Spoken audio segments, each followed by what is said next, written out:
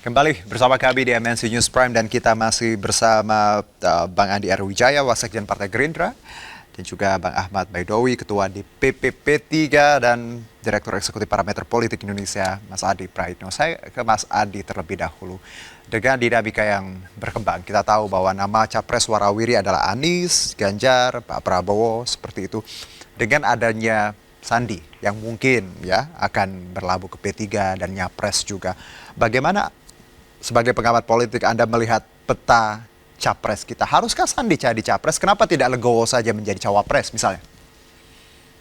Kalau bicara tentang peta Nah, elektabilitas di survei, Sandi muncul dalam wajah dua hal sekaligus ya. Sandi baik. muncul sebagai kandidat capres, tapi memang kalah mentereng dari Ganjar, dari Anies, dan Kalah dari mentereng. Prabowo. Ya, Oke. kalah mentereng karena tidak masuk dalam tiga besar. Tapi kalau bicara soal posisi cawapres, elektabilitas tertinggi masuk tiga besar dan cawapres Ya. favorit, Sandiaga Uno salah satunya bersama Ridwan Kamil dan Ya. AHY. Nah, itu artinya apa? Variabel Sandiaga Uno tidak bisa dilepaskan dalam konteks politik elektoral kita, di mana variabel elektabilitas itu tentu menjadi daya tarik apapun bagi partai yang punya keinginan punya maju di 2024. Baik. Makanya tadi saya bilang kalau Sandi jadi ke P3 ini tentu jadi durian runtuh. Ada figur kunci ya, figur penting yang sebenarnya bisa dikapitalisasi oleh P3 untuk menambah suara, terutama di Pileg, dan tentu saja bisa mengusung Sandi sebagai kandidat cawapres. Oke. Jadi kalau melihat simulasi survei, Sandiaga Uno dipasangkan dengan siapapun, dia leading, bisa menambah elektabilitas calon. Oke. Misalnya dengan Prabowo Subianto juga menambah insentif politik elektoral, karena Sandi sudah terkenal dan punya elektabilitas. Sandi disandingkan dengan Ganjar Pranowo jauh lebih bagus kalau melihat simulasi survei, leading dan mendapatkan apresiasi dari publik. Berarti dengan kata lain Mas Adi bahwa ketika kita bicara KIB, nama Sandi akan jadi bergening yang bagus dari P3 untuk tadi mungkin untuk di encounter bersama Erlangga Hartarto, seperti itu. Pastinya, karena di Baik. KIB sampai saat ini belum ada nama-nama yang secara mentereng mendapatkan background partai. Oke. Bahwa Pak Erlangga Hartarto diusung oleh apa namanya Oke. Golkar, iya, tapi kan elektabilitas Pak Baik. Erlangga Hartarto sampai saat ini belum muncul secara signifikan. Di Oke. PAN memang mention sejumlah nama, ada 10, tapi kan tidak definitif kira-kira siapa yang akan mereka usung. Nah, kalau betul Sandi ke P3, berarti ada langkah yang cukup maju dari P3 ya, yang bisa Baik. dinegosiasikan. Punya Sandiaga Uno, nama Oke. besar, punya elektabilitas, dan tentu saja kantongnya tebal, Mas. Jadi, Ini logistiknya diulang-ulang nih. ya karena pemilu kita kan di tengah Karena ya. kerumitan ekonomi tentu menjadi variabel penting. Iya. Berkeliling di Karena kita 30 tahu there's no di such a 30 free lunch, ya apalagi di politik. Oke, saya ke Bang Andi. Bang Andi, bahwa sosok Sandi luar biasa, tumbuh besar bersama Gerindra ya, tapi akhirnya mungkin akan berpisah seperti itu. Apakah tidak ada solusi lain? Karena kalau disebutkan tadi, beliau cukup promising dalam kategori cawapres. Gerindra melihat ini atau seperti apa? Kami melihatnya begini ya, Mas Juno. Jadi Partai Gerindra ini kan sudah melewati beberapa permusyawaratan. Salah Baik. satunya adalah Rakernas sebagai salah satu pengambilan keputusan di bawah Kongres ya. Dan melewati Rakernas sudah diputuskan bahwa Gerindra akan mengusung Pak Prabowo untuk maju sebagai calon presiden. Dan Pak Sandi juga ada waktu itu. Jadi kan ini bukan soal solusi atau atau opsi-opsi lain ya, tapi seharusnya kader harus menghormati keputusan partai. Konteksnya sebenarnya itu. Jadi konteksnya adalah kader menghormati keputusan partai yang sudah diputuskan. Kami mengusung Pak Prabowo di 2024 dan seluruh kader seharusnya tunduk pada keputusan tersebut. Nah itu seharusnya yang harus dihormati begitu, bukan partai justru malah memberikan opsi-opsi lain gitu. Ini mandatori sifatnya, bukan opsional gitu. Yes. Oke. Tapi lagi-lagi, apakah kehilangan sosok Sandi adalah, kalau kita bisa sebutkan, a big loss untuk Gerindra atau biasa saja seperti di awal? Biasa saja kami. Oke. Jadi bahwa Sandi memiliki magnet elektoral yang kuat, tadi sudah dijelaskan oleh Mas Adi Praitno, betul gitu. Jadi berpotensi jadi cawapres, bahkan jadi cawapres Pak Prabowo, itu ada. Tapi lagi-lagi ya, ini kan masalah soal menghormati keputusan partai yang harus dijunjung tinggi gitu. Baik. Jadi Jadi itu yang seharusnya dikedepankan gitu. Jadi mungkin Bang Sandi bisa melakukan komunikasi-komunikasi politik yang strategis dengan elit partai ya, dengan Pak Prabowo, dengan Bang Dasko, dengan Pak Muzani misalnya gitu. Jadi biar saya baru baca artikel beberapa menit yang lalu, Bang Andi, ini Bang Dasko mengungkapkan reaksi Prabowo ya ketika mendengar kabar ini. Pak Prabowo senyum-senyum saja. Maknanya apa ini? Ya itu tadi. Jadi Pak Prabowo ini kan gaya berpolitiknya namanya juga elit politik ya Mas. Jadi bahkan kalau ada orang yang misalkan mau maju pun juga nggak akan ditolak gitu. Oke. Ya, ini saya kasih tahu saja, Bang Sandi ini ada yang melamar partai politik. Ya. Pak Sandi dilamar seperti itu? Ya, untuk bergabung. Ya, jawabannya Pak Prabowo, oh gitu ya udah silakan. Pernah komunikasi, tapi bukan P3 ya waktu itu.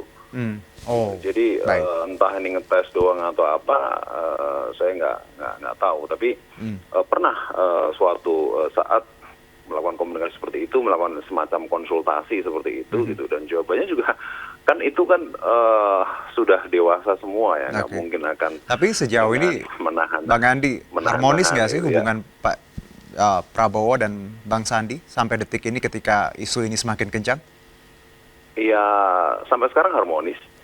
Sampai sekarang harmonis ya, jadi mungkin jarang melakukan komunikasi aja mungkin ya, tapi nggak ada konflik seperti itu. Wajar lah ya. Teman masa kini kadang nggak balas WA juga tetap berteman kan ya? Oh iya. Oke, kira-kira seperti itulah ya hubungannya ya. Saya juga kalau teman saya nggak balas WA, besok saya nggak ditegur, Bang. Ya, saya ke Bang Owi. Bang Owi. Atau dibaca tapi nggak dibalas. Oke. Satu mungkin ya, kalau ya sudahlah. Tadi kita bagaimana melihat nanti dinamikanya dan mungkin insya Allah kalau kita ada kesempatan besok-besok kita undang Bang Sandiaga Uno langsung untuk ngobrol bersama kita. Tapi dari Anda sendiri dan juga P3, apakah seorang Sandiaga Uno mampu untuk jadi capres? Ya, kalau dilihat dari potret lembaga survei, beliau ini termasuk salah satu tokoh potensial ya di Pilpres.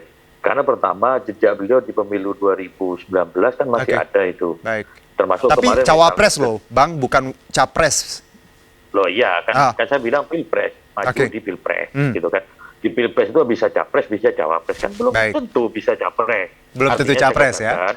Beliau punya potensi maju di Pilpres. Karena di radar lembaga survei, nama beliau cukup potensial dalam posisi cawapres. Karena jejaknya di pemilu 2019 itu masih ada. Ya. Terbukti ketika turun ke beberapa daerah, banyak ketemu dengan relawan-relawannya beliau yang masih antusias.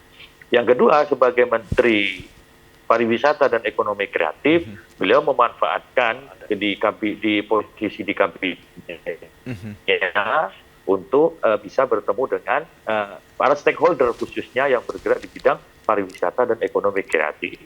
Seperti misalkan beliau sangat getol mempromosikan wisata dunia pariwisata pasca pandemi COVID-19. Dia paham betul posisinya yang apa yang harus dimaksimalkan. Nah, tentu kami sebagai bagian dari KIP akan mendiskusikan. Sekali lagi tidak hanya Bang Sandi yang kita diskusikan. Cuman kalau konteksnya hari ini Bang Sandi seolah-olah sudah mau pindah ke P3, ya kita kan menanggapi isu kan sebagai dinamika politik yang biasa saja. Di P3 pun banyak juga yang pindah ke partai lain, dan terpilih sebagai anggota DPR, terpilih juga sebagai kepala daerah. Begitupun tokoh lain pindah ke P3 juga seperti itu. Sama saya kira di teman-temannya Mas Andi itu di Gerindra, termasuk kalau kita bedah lagi dari Gerindra, itu banyak eksponen dari Partai Golkar. Kan gitu. Termasuk juga dari partai lain. Itu hal yang biasa, dinamika politik. Kalau misalkan ternyata nanti Pak Sandi benar-benar pindah ke P3, ya itu bagian dari dinamika politik biasa saja gitu. Tidak ada sesuatu yang istimewa, biasa saja orang pindah-pindah partai itu. Dinamika biasa ya Bang, namanya pindah-pindah seperti itu. Tapi kalau dari poin Bang, dari 1 sampai 10, Sandiaga ke P3, berapa poinnya? Masih 50-50 lah, kan itu kan baru isu. Apa-apa, berapa aja kira-kira? Iya kan baru isu, kan masih 5. Iya, separuh, masih 5, benar. Masih 5, ya kan 5 masih Gerindra, Ada 5 peluangnya. Oh, masih 5 ya. Bener nih ya, masih 5 ya. Kan, lah ya kan kalau melihat pernyataan dari Pak Dasko kan begitu. Peluangnya ada kan gitu. Baik, jadi masih 50-50 lah ya, seperti itu ya. Oke. Terakhir, Mas Adi, bahwa ya kita menghormati semuanya adalah teman. Balik lagi bahwa ya, platform boleh beda-beda, tapi tujuannya tetap untuk Indonesia. Ya, kita diskusi ini adalah tadi untuk melihat peluang yang ada, tidak ada salahnya seperti itu. Tapi Mas Adi, kalau satu mungkin sebelum kita tutup perbincangan ini, apa yang kurang dari seorang Sandiaga Uno? Logistik bagus, popularitas, beliau juga sedang menjabat sebagai menteri, dan ini kan juga diuntungkan secara tidak langsung. Apalagi yang membuat seorang Sandi nampaknya harus berbenah hingga nanti layak untuk menjadi capres, bukan hanya cawapres? Ya, selama ini Sandiaga Uno berada di bawah bayang-bayang Prabowo Subianto. Itu tidak bisa dilepaskan.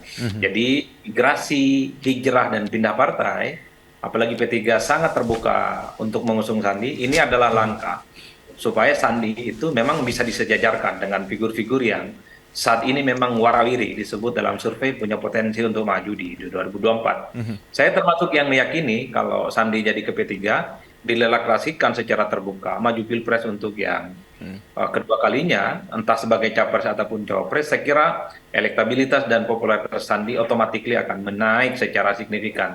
Karena melihat bahwa Sandi minimal sudah ada satu partai yang memastikan untuk maju di 2024. Beda ceritanya, maju pilpres tapi masih di Gerindra, Sandi tetap tidak akan dianggap oleh apapun oleh publik. Yang kedua, Mas, saya mau menerjemahkan dari yang disampaikan oleh Bang Ahmad Baidowi, 1 sampai 10, kira-kira berapa potensi Sandi bergabung ke P3? Saya justru sampai ke 9 itu. Makanya kan saya tanya ya Bang Owi, beneran 5? Bang Owi kayaknya ya gitu deh. Pernyataan pertama kali Subianto kepada publik mengatakan bahwa itu terbuka ya di media. Biar adil, Mas Adi, saya selangkah lagi Sandi akan bergabung dengan biar adil. Dari 10 langkah, tinggal selangkah lagi bergabung. Saya tanya ke Bang Andi, singkat saja Bang Andi, 1 sampai 10 Sandi hengkang dari Gerindra?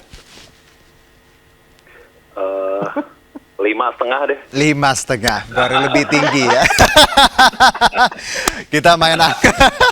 Baik, Bang Andi, mungkin singkat saja, apa yang ingin Anda sampaikan? Singkat saja, waktunya terbatas. Silakan, closing statement. Siapa nih, Andi atau Andi? Bang Andi, silakan. Andi R. Wijaya. Oh ya, ya begini. Bang Sandi jika mau nyapres, kami juga nggak ngerasa sakit hati. Ya. Namanya juga hak politik warga negara, hak dipilih dan hak memilih. Tapi etika politik di Gerindra juga harus dijalankan. Ya, Rakernas sudah memutuskan Pak Prabowo sebagai capres dari Gerindra, seharusnya seluruh kader menghormati. Jadi itu dari kami ya, setelah kader Gerindra menyikapi mungkin fenomena yang sekarang ini muncul, ya ada isu-isu yang ada rencana Mas Sandi mau nyebrang gitu ke partai lain. Saya kira itu aja. Baik, Bang Andi, terima kasih atas waktunya. Bang Owi juga, Mas Adi Praitno, terima kasih. Sehat-sehat untuk kita semua. Sampai jumpa di diskusi lainnya. Terima kasih.